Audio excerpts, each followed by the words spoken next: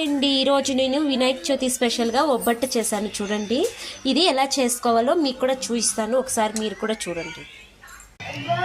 ఇలా నేను cover తీసుకునేసినాను. Cover మీద చేసుకుంటే మనకి చాలా పల్స్గా చాలా బాగుంటుంది ఒబ్బట్ట.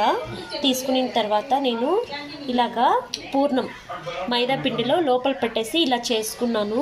ఇది ముందే చేసి పెట్టేశాను, అందుకోసం మీకు చూపించలేకపోయాను. ఇలా తీసుకొనేసి బాగా ఇలా అనుకొని ఇలా కవర్ మర్చేసి ఇలా చేసుకున్న మనకి చాలా పలుచగా వస్తుంది ఒబ్బట్టు అనేది. చూడండి ఇప్పుడు నేను చేసేసాను, ఒకసారి మీకు కూడా చూపిస్తాను ఎంత పలుచగా వచ్చింది అనేది. ఇట్లా అనుకున్నాను